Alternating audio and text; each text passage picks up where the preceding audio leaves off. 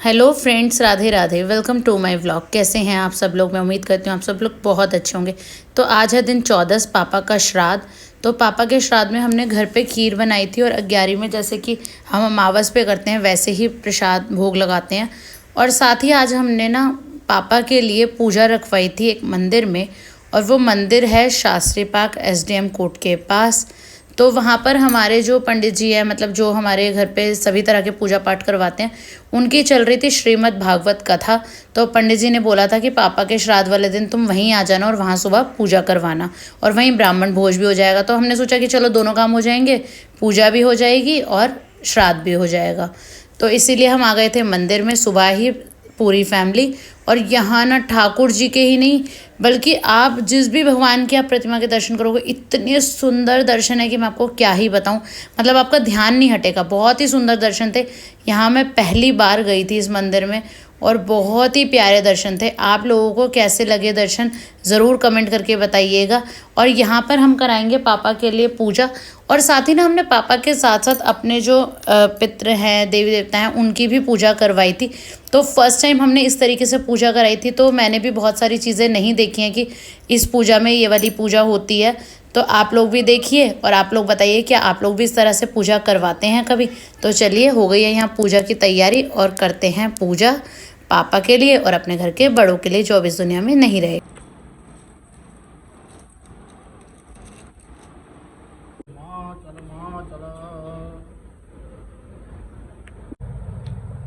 सुदिनं तदेव ताराबलं चन्द्रबलं तदेव विद्याबलं दैवबलं तदेव लक्ष्मीपते तेङ्ग्रीवकाय सूर्यकोटि समप्रभा नमः।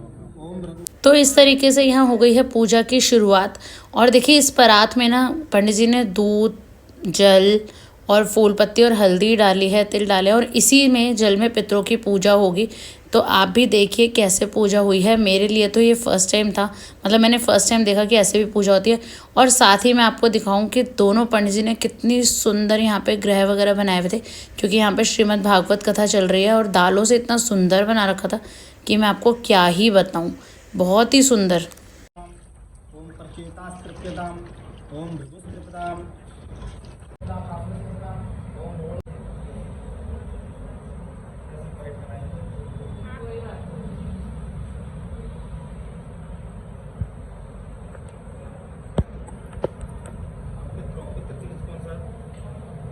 ओम उसन्तस्त्वानि धीमहि उसन्तासमि धीमहि उसन्तु सदा आवह पितॄन् हविषे अन्हत्तवे आयन्तु नः पितरः सौम्यासोऽग्निवाता पृथिवीर्देवयानये अस्मिन् यज्ञे स्वधाया मदन्तो दे ब्रवन्तु ते वत्स्वन्मान् आगच्छन्तु मे पितरः गृह्णन्तु इदं गृह्णन्तु जलाञ्जलिम्।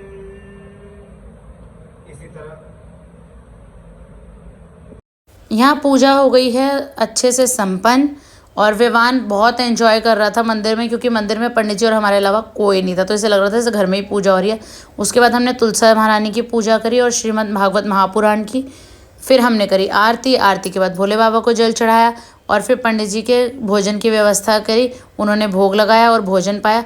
तो हमने यहाँ पे ही ना पूड़ी, कचौड़ी, ब्रेड पकौड़ा, समोसा ये सब मंगा लिया था, और साथ ही खीर हम घर से लेके आए थे, और इमरती, पानी, देखिए ये सब तो नॉर्मल सी चीज़ें हैं।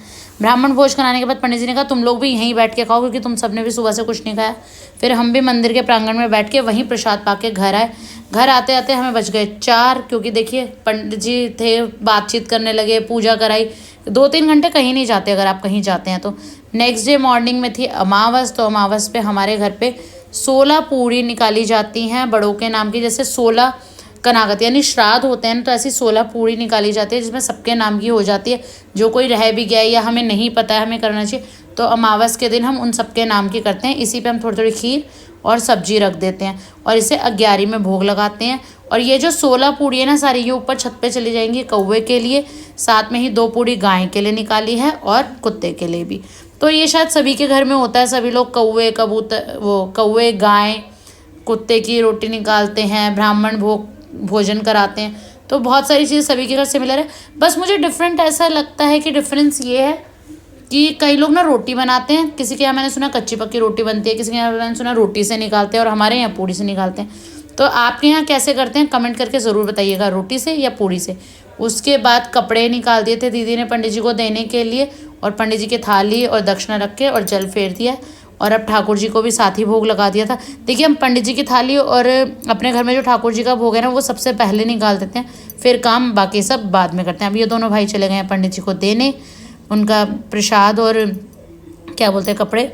और फिर देखिए पूड़ी कचौड़ी कुछ भी बना लो, इस चाय के बिना कुछ नहीं है जीवन में, चाय ही सब कुछ है। उसके बाद मृदुल जी की कथा हर साल दिलशाद गार्डन में होती है, और मैं देखिए जब मैं छोटी थी ना तो हम लोग जाते थे सुनने के लिए, और अब तो हम लाइव टीवी पे देख के ही काम चला लेते हैं। उसके बाद मैंने लिया कथा का आनंद, आप भी लीजिए। जय जय श्री राधे, जय जय श्री राधे, जय जय श्री नाम कुमारी नाम का चढ़ी रहे। और ये दही बेसन हल्दी नींबू मेरे फेशियल के लिए नहीं, मैंने अपने ठाकुर जी के फेशियल के लिए निकाला है, क्योंकि आज हमें करना है मंदिर क्लीन। और सच्चाई बता दूं, ये सब करने से कुछ नहीं होता। भगवान जी में जो चमक आती है ना वो आपकी सेवा से आती है, वो आपकी सेवा से चमकते हैं, इन सब चीज़ों से नहीं। पर वही बात है, मन का वहम है, कुछ भी कह लो। अब नींबू से रगड़ लो चाहे पीताम्बरी से, जब आप सेवा नहीं करोगे तो क्या ही चमक आएगी। तो इन पे अगर चमक रहती है ना तो आपकी सेवा भाव से रहती है, आप किस भाव से भगवान की पूजा करते हो। शाम को ही अमावस वाले दिन हमारे यहाँ सांझी माता को विराजमान कराया जाता है। आप में से कौन कौन सांझी माता को विराजमान कराता है अपने घर में नवरात्रों पे, और अमावस के दिन कराते हो या सुबह पहले नवरात्रे पे, ज़रूर कमेंट करके बताइएगा। और घी बूरा से लगा दिया है माता रानी का भोग। जल्दी ही मिलते हैं नेक्स्ट व्लॉग में, बाय बाय, टेक केयर।